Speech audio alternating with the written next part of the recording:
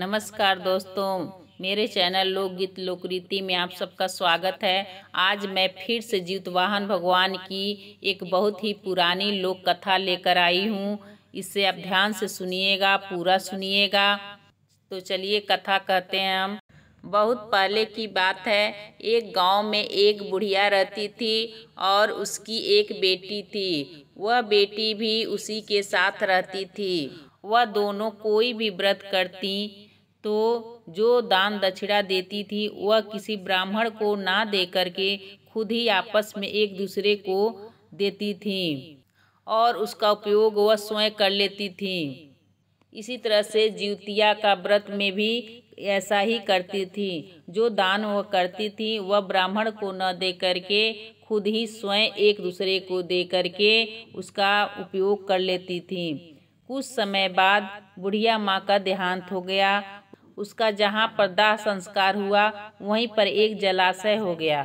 लोग उस जलाशय को माई के नाम से पुकारने लगे, लेकिन उस जलाशय का पानी बहुत ही बदबूदार और गंदा था। इसलिए उस जलाशय का पानी कोई उपयोग में नहीं लाता था। यहाँ तक कि जानवर और पशु पक्षी भी उसमें नहीं जाते थे।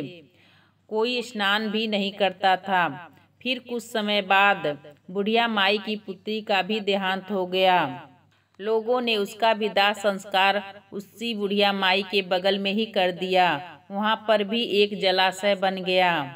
उसका लोगों ने धिया नाम रख दिया। इस तरह से दोनों जलाशयों को लोग माई धिया पोखर के नाम से पुकारते थे। लेकिन उसका भी पानी बहुत ही गंदा बदबूदार था, इसलिए कोई स्नान नहीं करता था। कोई जानवर पशु पक्षी नहीं पीता था। वहीं पास के जलाशय में लोग पानी पीते, स्नान करते। यह सब देखकर जलाशय रूपी माई और धिया यानी बेटी बहुत दुखी होती थी। वह दुख से बहुत ही विलाप करती रहती थी कि हमारे जलाशय का पानी लोग नहीं उपयोग करते हैं।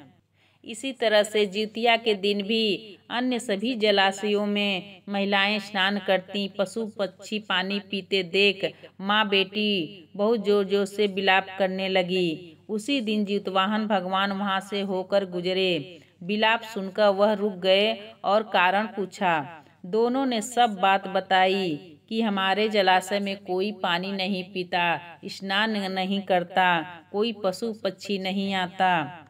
सारे दुख अपने बताए कि ऐसे होने से क्या फायदा कि कोई हमारे यहाँ पानी नहीं पीता, कोई जानवर पशु पक्षी भी नहीं आते, हमें कोई नहीं पूछता, हम तो बेकार में हैं। जितवाहन भगवान अंतर्यामी थे। उन्होंने उनके पूर्व जन्म के कर्मों को बताया कि तुम दोनों ने व्रत पूजा पाठ एवं जिउतिया का व्रत में दान किए हुए अन्न तथा अन्य सामग्री का उपयोग एक दूसरे को देकर स्वयं कर लिया था, इसलिए तुम्हारे साथ ऐसा हुआ है।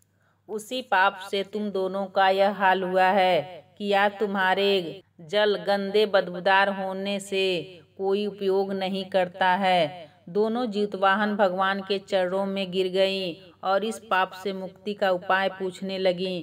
जितवाहन भगवान ने कहा, जिस दिन तुम्हारे जल को 5 अंजुलि कोई ब्राह्मण पी लेगा, उसी दिन तुम लोग पाप मुक्त हो जाओगे और तुम्हारा जल स्वच्छ और निर्मल हो जाएगा। इस तरह से जितवाहन भगवान कहकर चले गए।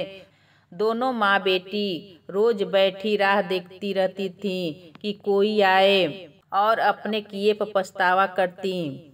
लेकिन जलाशय बदबूदार होने के कारण उधर से कोई नहीं जाता। एक दिन एक गरीब ब्राह्मण उधर से होकर गुजरे। दोनों माँ बेटी उनके चरणों में पड़ गईं। बोली, हे ब्राह्मण देवता, कृपा करके आप हमारे जल को 5 अंजुल पी लीजिए। हमारे जल के तलहटी में बहुत सारे हीरे जवाहरात हैं, वह सब हम आपको दे देंगे, बस हमारा उद्धार करिए। ब्राह्मण देवता ने कहा, मैं अपनी पत्नी से पूछ कर आऊँगा, तब यह पीऊँगा। फिर वह अपनी पत्नी से पूछ कर आए और उनके जल को 5-5 अंजुल पिया। उनके पीते ही माँ बेटी का जल स्वच्छ और निर्मल हो गया।